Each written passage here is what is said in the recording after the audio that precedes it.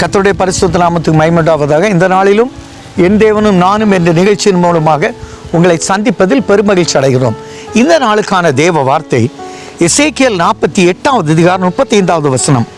அந்த நாள் முதற்கொண்டு யெகோவா ஷம்மா என்னும் பெயர் பெறும். நான் சொல்கிறேன், இந்த நாளில் இருந்து உங்கள் வீடு யெகோவா ஷம்மா இருக்கும். கர்த்தர் பிரசன்னமாவார். கர்த்தர் உங்களோடு இருப்பார். தேவ பிரசன்னம் யாக்கோபுடைய பயணத்தில் வந்ததால் அவன் ஒரு ஊக்கம் கிடைத்தது. நான் சொல்கிறேன், இன்று உங்கள் வீட்டை தேவ பிரசன்னம் சந்திக்கும். தேவ சேனை உங்களை சந்திக்கும். தேவ தூதர்கள் உங்களை சந்திப்பாங்க. நான் சொல்கிறேன், நீங்கள் போகிற இடத்துல எல்லாம் தேவ பிரசன்னம் உண்டாயிருக்கும். அவன் பரிவாரங்களோடு கடந்து வரும்போது மக்னாயிம் தேவ சேனை சந்தித்தது. அப்படி சந்திப்பாங்க. நல்லா புரிஞ்சுடுங்க. இஸ்ரவேல் ஜனங்கள் பயணப்பட்டு அப்படி நிற்கும்போது செங்கடல் பிளக்கப்பட்டது. தேவ பிரசன்னம்.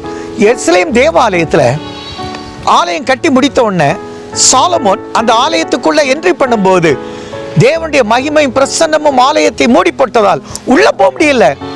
அப்படி உங்கள் பிரசன்னம், தேவ பிரசன்னம் உங்கள் வீட்டை சந்திக்கும். உங்கள் வீட்டை சுற்றி வேலையடிக்கும். உங்கள் எதிராளி உங்களை ஒன்றும் செய்ய முடியாது. வறுமை உங்களை ஆட்கொள்ளுவதில்லை. பண பிரச்சனை வராது. ஏன்னா தேவன் அங்கே தங்கிடுவார். இது என்றைக்கு நான் தங்குமிடம், இதை நான் விரும்புகிறபடியால் வாசம் பண்ணுவேன், தங்கிடுவார். பாருங்க, சிறைச்சாலையிலிருந்த பேதுரு தேவ பிரசன்னம் அங்கே போனதுனால் தட்டி எழுப்புனாங்க. அந்த இதை தோட்டி ரோட்டில் கொண்டு விட்டுட்டு போயிட்டாங்க. இதை போல் ரோட்டில் கொண்டு விட்டு போயிட்டாங்க. அப்படி ஒரு மகா பெரிய விடுதலை. சிலர் பயங்கரமான பிரச்சனையில் இருப்பீங்க. உங்களை விடுவிக்கிற கர்த்தர், மருத்துவமனையில் விடுவிக்கிற கர்த்தர், பிள்ளைகளுடைய காரியத்தில் விடுவிக்கிற கர்த்தர், உங்களுடைய புருஷனுக்கு மனைவிக்கும் பிரச்சனை ஆகி மனப்பிரச்சனை ஆகி கோர்ட்டில் இருப்பீங்க. நான் சொல்கிறேன், தேவன் பிரிந்து போவது கர்த்தருடைய சித்தம் அல்ல, சேர்ந்து வாழ்வது கர்த்தருடைய சித்தம்.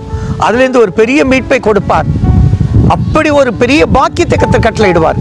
ஆண்டவர் அப்படி நீங்கள் நினைப்பதற்கு மேலே தம்முடைய பிரசன்னத்தினால் அவர் உங்களை மகிமையாய் நடத்தி ஆசீர்வதிப்பார் என்று வாழ்த்துகிறேன். நீங்கள் நல்ல தகப்பனே, தேவ பிரசன்னத்தில் நடப்பாங்க ஐயா. தேவ பிரசன்ன வீட்டை சந்திக்கும்.